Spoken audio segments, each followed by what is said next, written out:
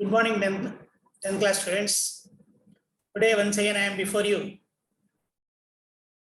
to teach the important aspects in two geography lessons. One is ideas of development, and the next one is production and employment. In these two lessons, if you take ideas of development, there are two important questions. One is the development of one may not be considered as development for others. And the second one is classify the world countries based on per capita income into developed, less developed countries. These two questions are very, very important. And as far as production and employment are concerned, here also you have two important questions. One is how we estimate gross domestic product, and another question is what are the differences between organized sector and unorganized sector.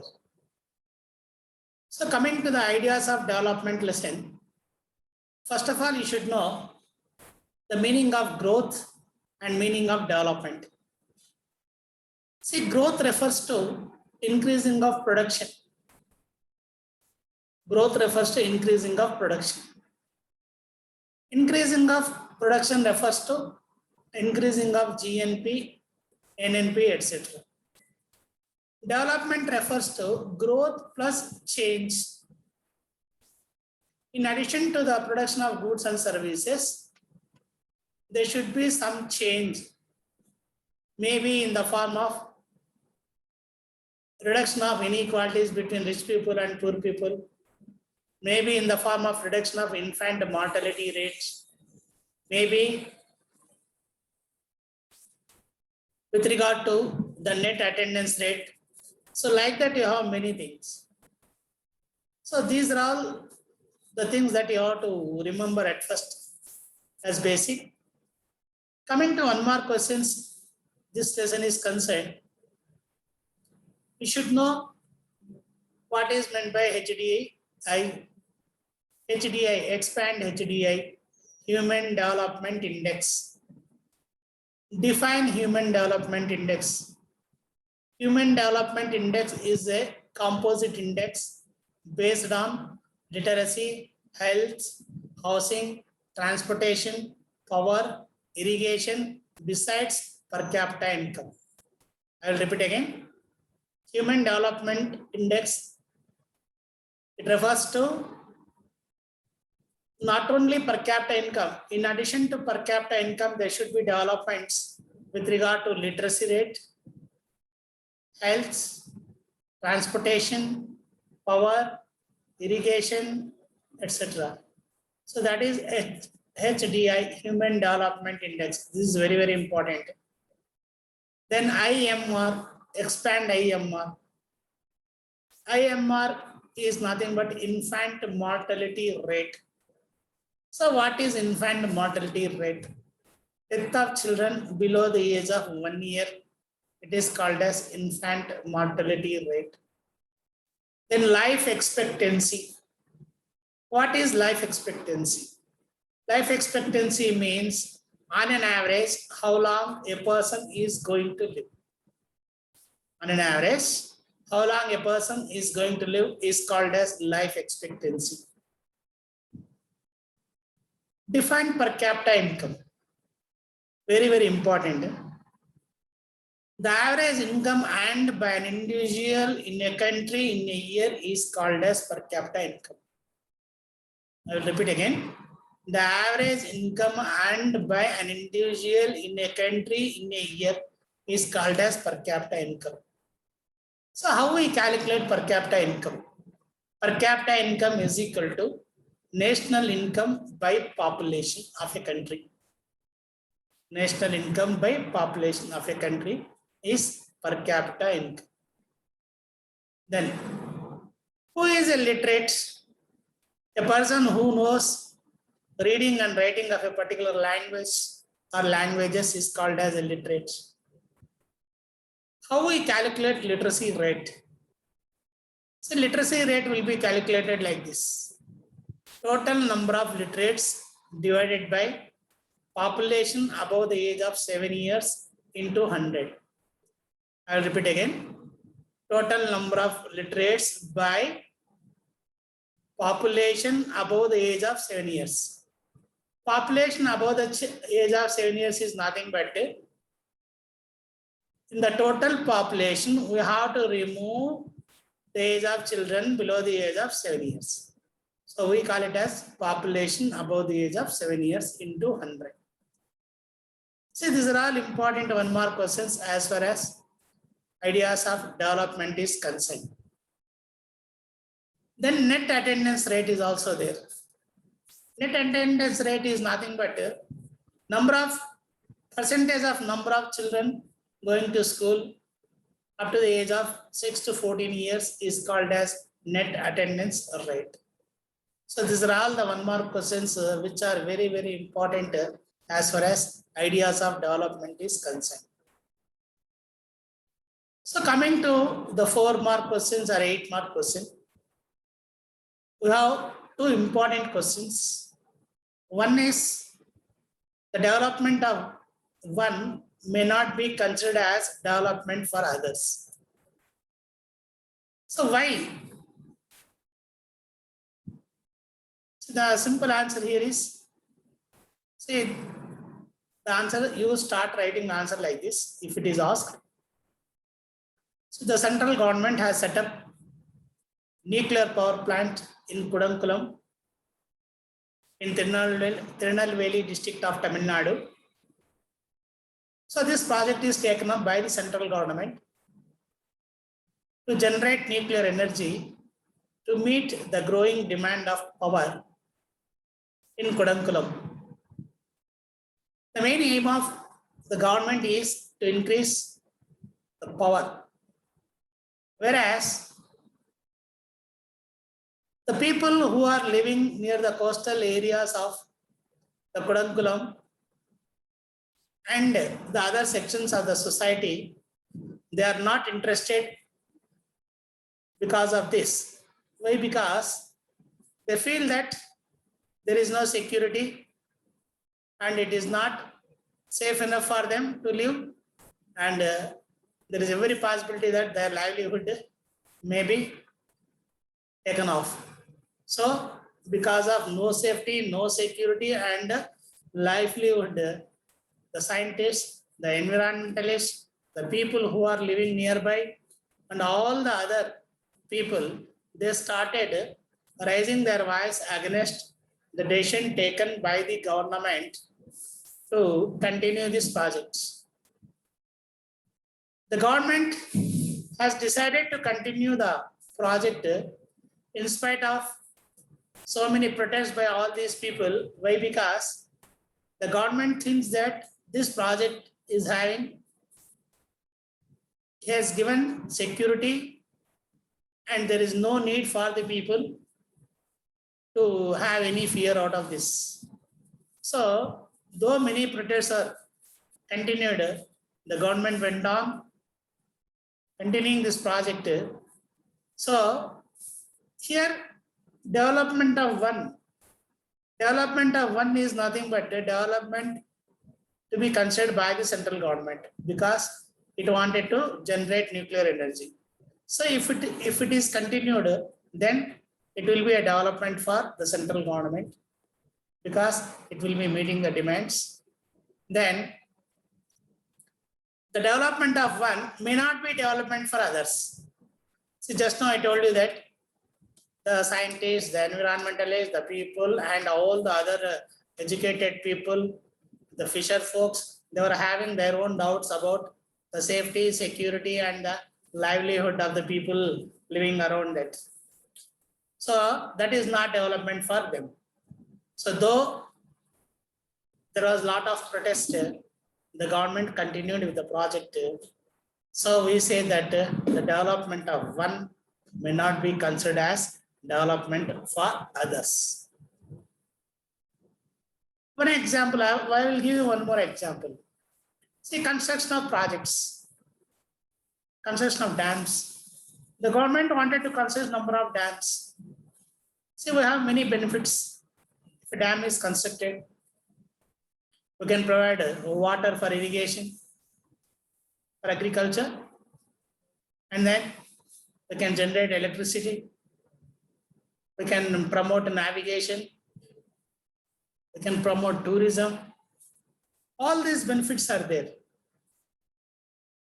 And at the same time, the people who are living along the lower lying regions of these projects, the people have to be evacuated from that place.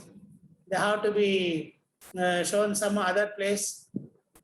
The people may not be showing interest to go and settle there. So many people, they will be averse to the decision taken by the government whenever any dam is constructed. Take for example, Narmada Bachao Andolan. When a dam was to be planned to construct Sardar Sarovar project, Narmada Bachao Andolan has been taken up. So the government consider it as a development, whereas the people may not consider it as development for themselves. So these two examples you can write if this question is asked. The development of one may not be development for others.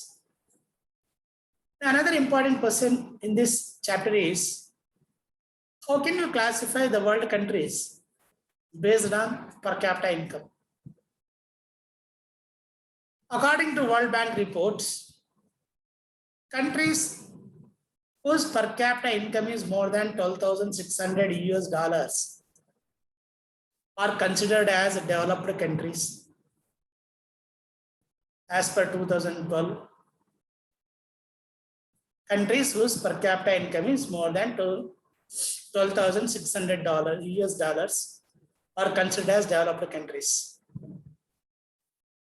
America, Britain, France, Australia, Germany, Japan, all these are coming under that. Countries whose per capita income is less than 1,035 US dollars, they are considered as underdeveloped countries, or you can call it as less developed countries. Many African countries, some of the Latin American countries can be given example.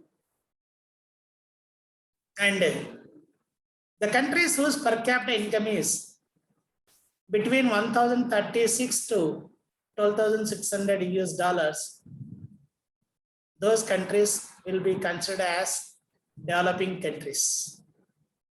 I will repeat the answer again. Countries whose per capita income is more than 12,600 US dollars, they are said to be developed countries.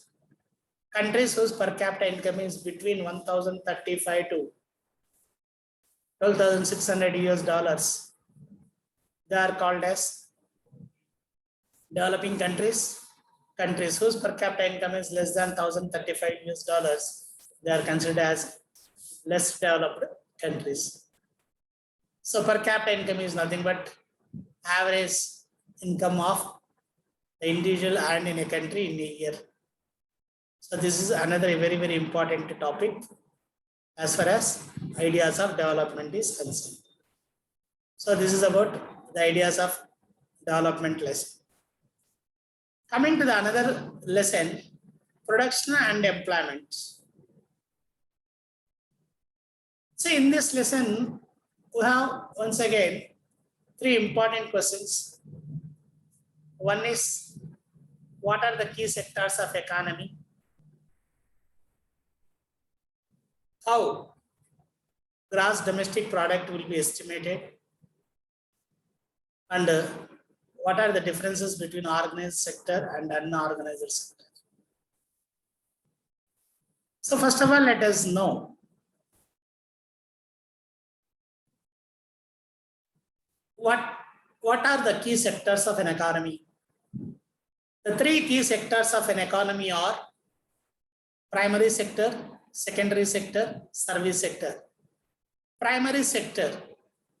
Under primary sector, agriculture, fishing, mining, plantations will come.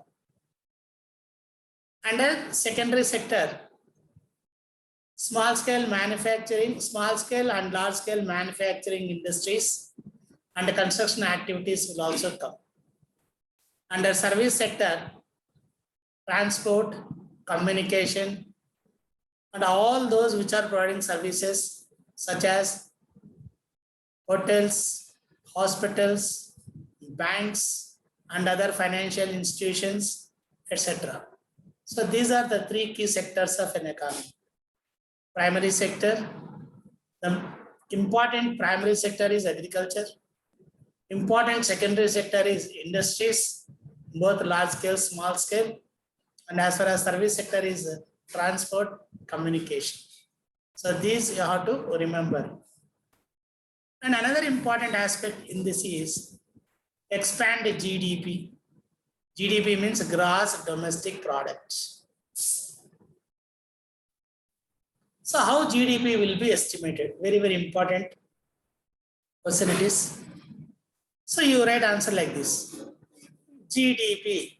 GDP means gross domestic product. First point. Second point.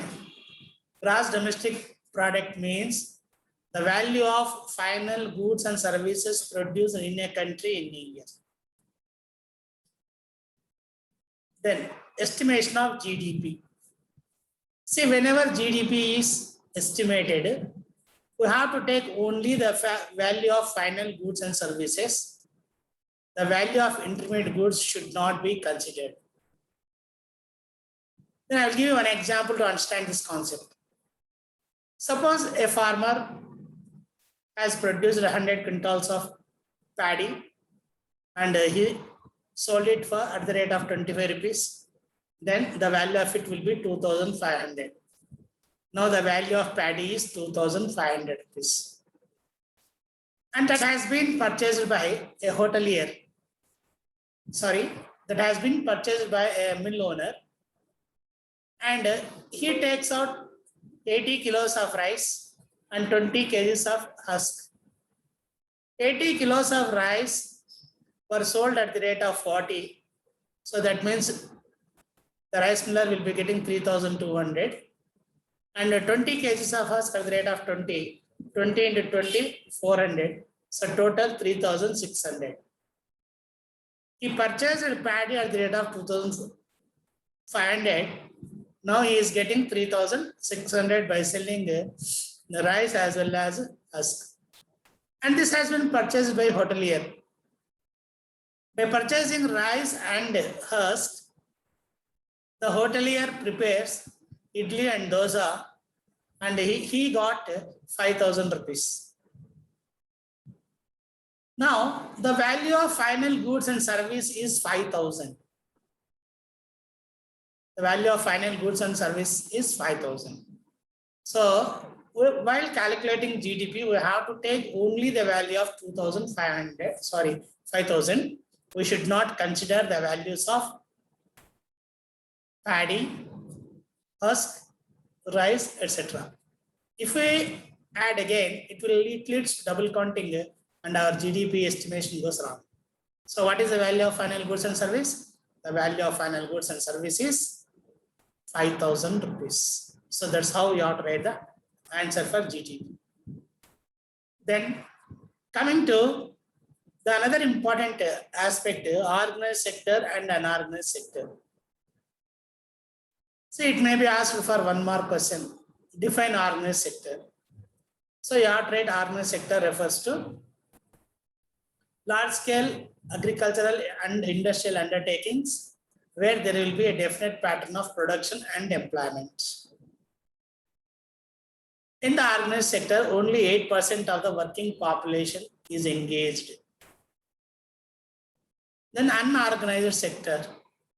Unorganized sector refers to household-based small-scale industries and also all the other works that are engaged by the private people where there will not be any definite pattern of production and employment.